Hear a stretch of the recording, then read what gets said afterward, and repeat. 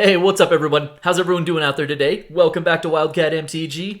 And today we are going to delve into a Streets of New Capenna set booster box. Box opening brought to you by my patron Patrick G. Patrick had hit me up and was like, hey, what do you think about cracking into some New Capenna set booster box? And I was like, my friend, I was going to do that anyway. So we're on the same wavelength here.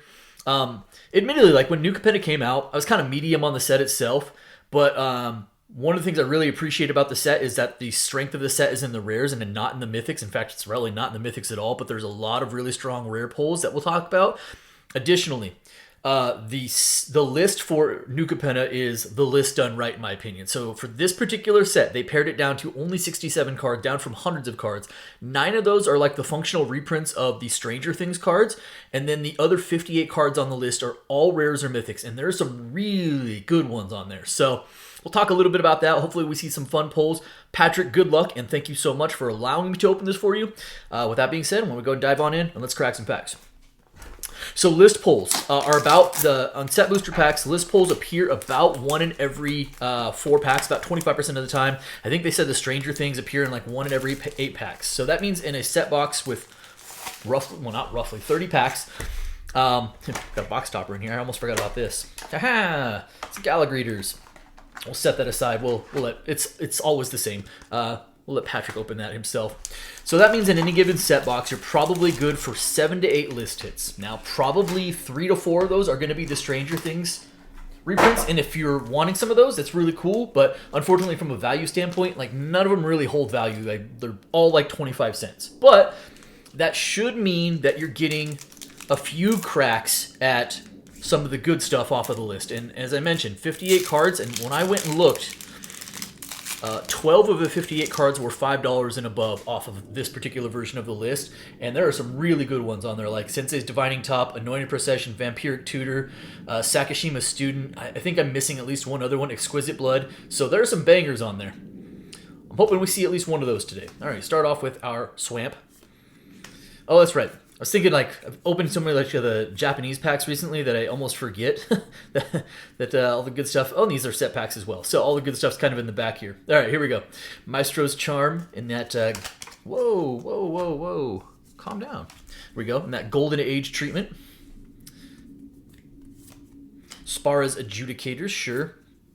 Jenny Faye, that's a good quality playable rare. Jenny Faye, Jetmir second.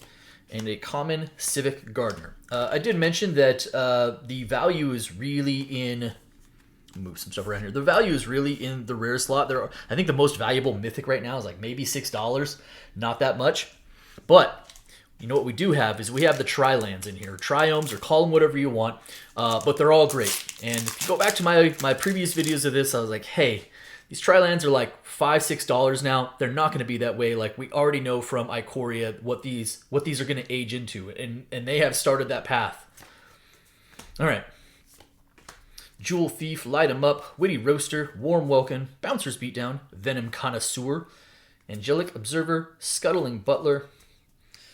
Put those right there. I don't know exactly what we're doing with our piles here. We'll figure it out. Cabaret Charm in that Golden Age treatment.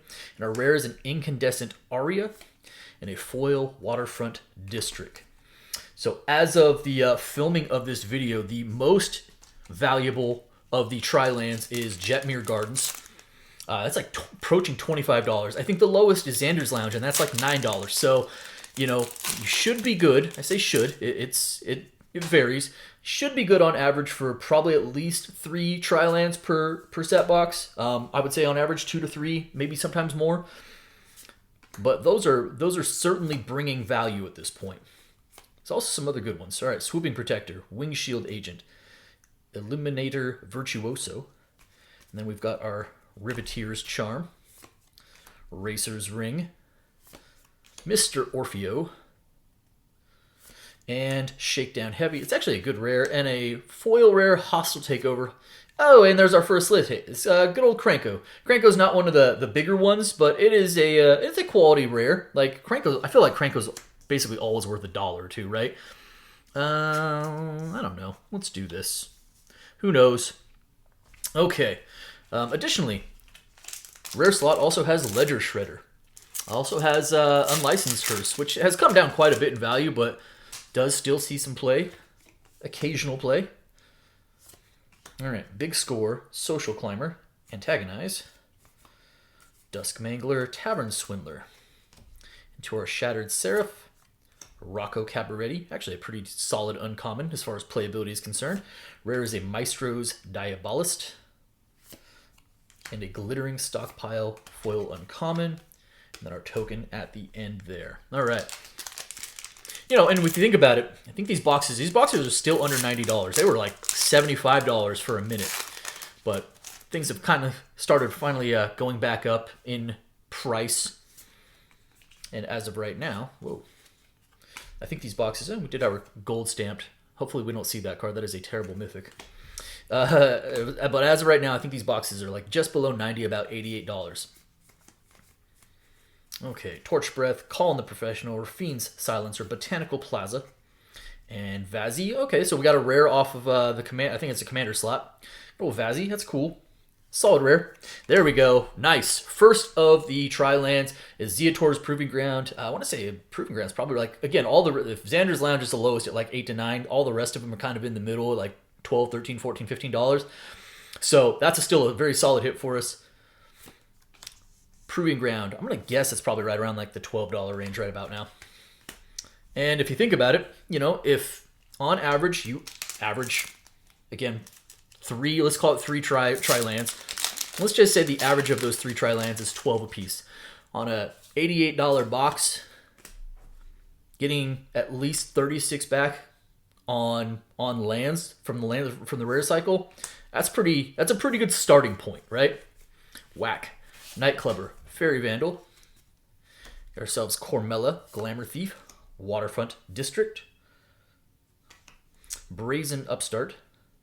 Rare is a Cemetery Tamping. We got a whole cycle of the new hideaways.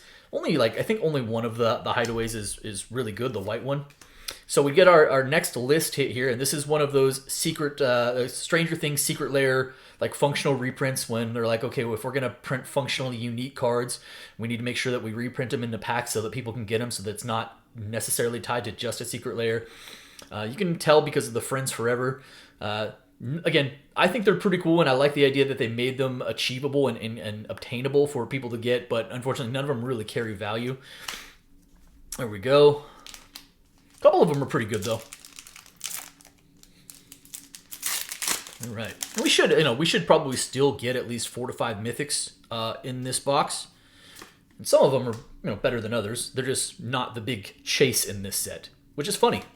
I actually think, like I said, I actually kind of like admire the fact that it's not the thing, because you're only going to get so many mythic cracks out of mythic per box. But hey, rares, if you have a deep rare slot, that can really, really help, because that's obviously a lot more reliable. Broker's Charm. Rare is there we go. Solid hit. Unlicensed Hearse, that is not bad. Again, it's come way down in value. Oh, we have another, looks like we have another list hit back there. Huh? Let me not speed ahead too far here. We have High Rise Sawjack and 1,000 Winds. Not one of the ones I was hoping to see, but it is a list hit. And again, they're all rare or better. So that is solid upside there. Yeah, we got them. Okay. I have seen boxes that actually have multiple list hits, like Anointed Procession and Vampiric Tutor in the same box. I don't think I've ever pulled one of those myself or had both, but I have opened boxes that had one or the other in them. Broker's Veteran, Halo's Scarab, Majestic Metamorphosis, Psychic Pickpocket, Exotic Pets, really good card in limited. Metropolis Angel, Skybridge Towers, Obscura Charm, Masked Bandits, and rare is a Zeator's Envoy. Actually a pretty solid, like playability-wise, not a lot of value there, but playability-wise, solid. Botanical Plaza as the foil, and our Citizen Token after that. All right, we got 2 more packs in this first column. We are on 1 Tri-Land already, plus a nice Unlicensed Hearse, which is at the very least a super playable card. Inspiring Overseer, Mayhem Patrol, Ready to Rumble, Body Dropper, Suspicious Bookcase, Graveyard Shift, Forge Boss. And then into our Golden Age, we've got Quasar, Glamorous Outlaw, a rare of Riveteer's Ascendancy. None of the Ascendancies are great except for the Broker's one. The Broker's one is actually kind of busted. Pretty darn good if it stays on the battlefield. I don't think any of the other Ascendancies really did much. All right, last pack of the first column here. No Mythics yet. Botanica Plaza, Adjudicators, Snoop, Goons, Fatal Grudge, Pugnacious Pugilist, Pyre, Sledge, Arsonist, Glittering Stockpile. Into Lagrella the Magpie, and a rare of Structural Assault. And then a foil Glamorous Outlaw. All right. Solid start to the box. Nothing crazy yet. We had a few list hits, which is, expected. Got a couple more cracks at those. And like I said, one Tri-Land and an Unlicensed Hearse. I would love to see a Ledger Shredder in this box. It's still a really good rare. Celestial Regulator. Right. Involuntary Unemployment. Rob the Archives. Nimble Larcenist. Into our Waterfront District. Corpse Appraiser. Rare. Hey, there we go. Nice. Rafine's Tower. Next up of the Tri-Land cycle, Rafine's Tower. Again, I think Rafine's Tower is probably in the mid-teens, so that's a pretty solid hit as well. And we are not sad about pulling Tri-Lands. I will take all the Tri-Lands. Demon's Due as a foil common and a little fish token. In fact, I'll take in this set, I'll take the Tri-Lands over the Mythics any day. If you wanted to skip the Mythics and just give me more Tri-Lands, I think we can make that work. All right. Unlucky Witness, Scrivener, Grisly Sigil, Corpse Appraiser, Spara's Adjudicators in that Golden Age treatment. Rare is a Tenacious Underdog. Still does see some play as well. Not a big value target, but a very playable card as well with that Blitz. Cormella, Glamorous Thief in the foil Golden Age treatment. And Rogue token. Still no Mythics? If we were to pull Mythics, what do we want to see? I think Rafine Scheming Seer, I think, is technically the most valuable. I think it's like $6 right now. But there's some other, at the very least, even if not super valuable at this moment, playable. That's what I'm doing wrong. Got it right. There we go. Okay.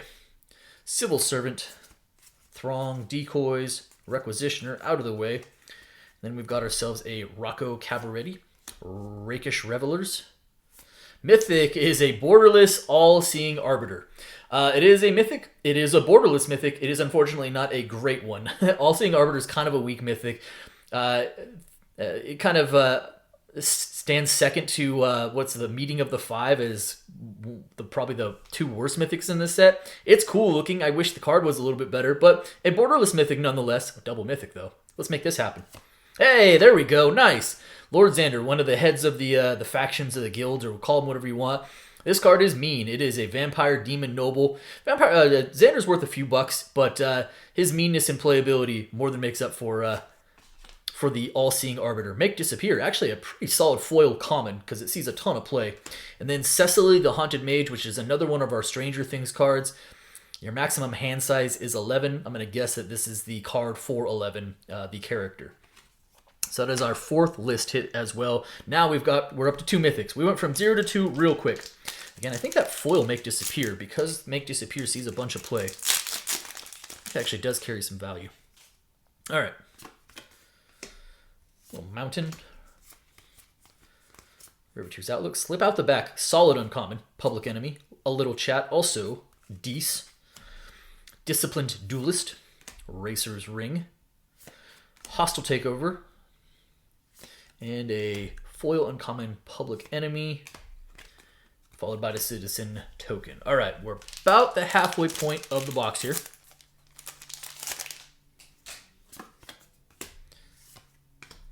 For the family, an offer you can't refuse. Also a really good uncommon. Sleep with the Fishes, Cement Shoes, Rogues Gallery, which is art-wise one of my favorite cards in the set.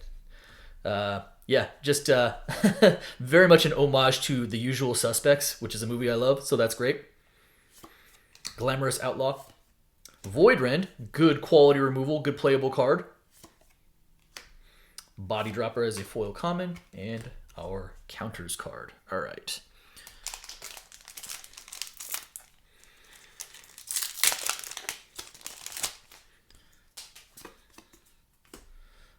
Cool looking Mountain. Cormella, Maestro's Charm, Charm. Corpse Appraiser, Botanical Plaza. Rare is an Ognis, the Dragon's Lash in the showcase version of it. And a Mythic. There we go. There's a solid Mythic. I actually think this card is a little underrated in terms of value. Arcane Bombardment. I'm not going to read the card because there's a wall of text there, but you can pause and read it, and just know that this card does some things. Anytime this card hits the battlefield in any game I've ever played, it's deal with this person quickly or they will become a problem. So I actually consider that to be a really good Mythic. Gathering Throng after that as a foil common, and our treasure token after that. I'm actually surprised that Arcane Bombardment is as cheap as it is. I know it's a 6-drop, so, you know, you got to be pretty committed to it, but again, that card's a problem. All right. Oh, yeah, look at all the hideouts. All the courtyards and all the hideouts. There's definitely the themed packs, right? Courier's Briefcase, Ballroom, Brawlers, Arc Spitter, which is as close to a gun as I think we got for this set. Maestro's Charm, Tramway Station. Professional Facebreaker. There is another solid rare. I think Facebreaker is still like $5 or $6 as well. So again, rares are kind of all the rage in this set, which is something I appreciate, and that's definitely one of them. Ceremonial Groundbreaker as a foil uncommon, and a Champion of the Parish off of the list. It is another list hit. It's not one of the better ones, but again, you know what? I don't feel bad about it. Like, that card used to see all kinds of play in humans. All right, next pack up. Can we get another?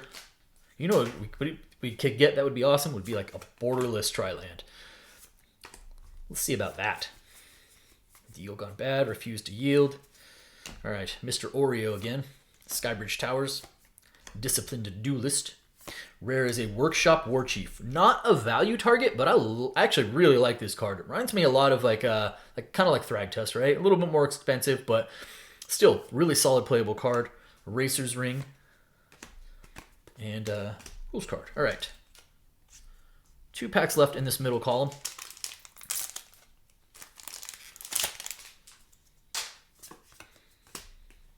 Little Swamp. Brazen Upstart, Citizen's Crowbar, Disciplined Duelist. And we've got Shattered Seraph, Lagrella the Magpie, Spara's Adjudicators. Rare is an Aven Heart Stabber. Jeweled Thief. This is a really strong common. Like 3 for a 3/3 Vigilance Trample that creates a treasure on its way in. It's like I remember seeing that card and I was like, "Wow, like that's power creep, right?" Okay. Last pack of the middle column. Demon's Due, Murder, Knockout Blow, Cabaret Charm, Obscura Charm, Riveteer's Charm. Then we've got ourselves a Nimble Larcenist, Botanical Plaza. And there we go. Very, very nice. That is amongst the best you can do. Actually, I still think it's the best you can do aside from the Tri-Lands in terms of rare. Ledger Shredder, really good hit. Still double digits. Still sees a bunch of play. So that's awesome. Great pull right there. Disdainful Stroke in the foil, and a Haven Ghoul Laboratory, call it whatever you want. This is another one of the Stranger Things cards, so this is our third one of the box. This is actually one of the neater ones. Again, none of them carrying tremendous value, but you can investigate at the beginning of your end step. If you sacrifice 3 more clues this turn, transform it, and then it flips into the underside, or the whatever it's called in Stranger Things. I can't remember not the Underdark, that's something different. The flip side, I don't remember. Anyways, it flips into the Haven Ghoul Mystery, which is pretty cool. So I actually think that's a neat card. All right, here we go. We are going into our last column now. Doing pretty well overall. We've hit a lot of the high notes. We haven't hit on the list, but aside from that fact, we're at 2 Tri-Lands already. We've hit Ledger Shredder, Professional Facebreaker, and Unlicensed Hearse from the rares. So pretty much hit the best rares we could hope for. And we've hit some solid playable Mythics as well. All right, Swamp. Murder. Offer You Can't Refuse yet again. All right, Maestro's Charm, Skybridge Towers, Widespread Thieving as one of those hideaway cards. A Little Chat as a foil uncommon, and a mini game token after that. Okay. Probably still live for 2 more Mythics, and I'm hopeful that we see at least 1 more Tri-Land. Rogues Gallery, Crew Captain, Glamorous Outlaw. Rare is a Devilish Valet, kind of a neat card, And we did get it. You know what's funny is we got a foil mythic. And again, I know mythics aren't the it factor here, but a foil mythic is a foil mythic, and that is the Body Launderer. Pretty cool card. Doesn't see a ton of play, but a neat card nonetheless. So we got a foil mythic and a borderless mythic in the same box. We're at 6 of the list hits. Hopefully live for at least 1, maybe 2 more. Another art card. That one's a gold stamped. Foil Forest, make disappear. Okay. Cormella. Jetmir. There we go. There's a mythic, and there's a really good one. Jetmir is the king of token decks, in my opinion. This guy is bananas. When he hits the battlefield, if you cannot deal with him, you probably lose. So, good solid pull. And actually, Jetmir does carry a little bit of value as well. That's a really solid mythic. Quick Draw Dagger and the minigame. So, as far as like mythics are concerned, I'd say Bombardment and Jetmir, along with Lord Xander, as far as playable good mythics, probably amongst the best you could do. There's a couple more that I think are pretty good. Bootlegger Stash is still out there. It's a card I expect to see some sort of resurgence at some point. All right, Capenna Express, Refuse to Yield, Botanica Plaza, another Cabaret Charm. The charms are also pretty good. Corpse Explosion, actually a solid rare. Spar's Adjudicators, and our token after that. I remember when this set came out, Obnixilis was like a $30 card, the Mythic. It's like $4 or $5 now, and Bootlegger Stash was also like $25. Never quite did the work that people suspected, but it's a card that I kind of still think is now. I'm like, well, that card's pretty cheap. Tramway Station, Soul of Emancipation as a gilded or Golden Age rare, border rare. Black Market Tycoon, Cat Rogue, Mage's Attendant as a foil, and a fish token. All right, so we got 4 5-packs left. Come on, Tri-Lands. Like I said, Jetmir Garden is like approaching 25 as of right now. That would be great. Charm, Charm, Charm. Got Quasar, Waterfront District.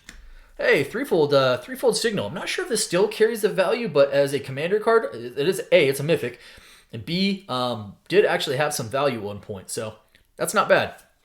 Cut Your Losses, and a foil Strangle. That's going to do it for this pack. All right, 4 packs left. Let's finish strong. Forest, Prize Fight. Into our Golden Age cards here. Rakish Revelers, Evolving Door, and another second foil. It's a second foil rare. It is a Cemetery Tampering. Not a huge hit there, but again, though I can't remember what it's called offhand, but the White Hideaway was among, in my opinion, the best of that cycle. Plains. Okay. Tramway Station. Hey, Giada. Nice. Showcase Giada. Not bad. If you are playing Angels, this card is this card is in the deck. It's actually probably, it may be even your commander because it's that good. So Giada, Font of Hope. Solid rare hit. Scheming Fence. Case the Joint. And our counters card. 2 packs left. We are at 6 mythics now, by the way. That's not bad. Kind of stalled on the Tri-Lands. See if we can eke one more out here. Come on. Luxurious Libation. Alliteration. Rocco. Nimble Larcenist. Titan of Industry. There we go. It's a mythic. Titan of Industry is another card that I think is maybe even a little bit underrated. This is a really good card. I play this in several commander decks. He's awesome. So that's not bad. We'll take that as a mythic for sure. Keza in the regular uncommon foil. All right, last pack. Kind of a mythic heavy box. Wasn't necessarily what I was setting out to see, but at least a lot of the mythics we got are good playable mythics. Glamorous Outlaw, Crooked Custodian, Freelance, Crew Captain. All right, here we go. Final stretch here. Mr. Oreo, Quasar, Skybridge Towers. Rare is a Mysterious Limousine. And a gilded foil. I was going to say, I can't remember if those came in these. So we do have a gilded foil charm. Usually about one per box. And then there's our last of the list hits. It's Wernog Rider's Chaplain, which is another one of the Stranger Things cards. So let's dissect this real quick. Did end up with 7 Mythics. Not necessarily where it's at, but a lot of good playability there. We did end up with only 2. I say only, but it seemed a little light on the Tri-Lands. And then on the rares, though, we have hit a lot of the good rares that you would want to see from this box. We hit Giada, Ledger Shredder, Professional Facebreaker, Unlicensed Hearse, a lot of good playable rares otherwise. And then from the list, looks like we got 1, 2, 3, 4 of the Stranger Things cards, which is about what I expected to see, plus 3 other list hits. Didn't hit any of the major ones, unfortunately. But a solid box overall. Definitely not a game breaker, but solid. So Patrick G, man, thank you so much for allowing me to open this for you. I appreciate it. Make sure all the cards come to your way safe and sound. And I hope you guys enjoyed the video. If you did, do me a favor. If you're not subscribed already, hit the subscribe button for me. Hit the like button for me. And by all means, drop me some comments. Appreciate each and every one of you. Thank you so much, everybody. And be well.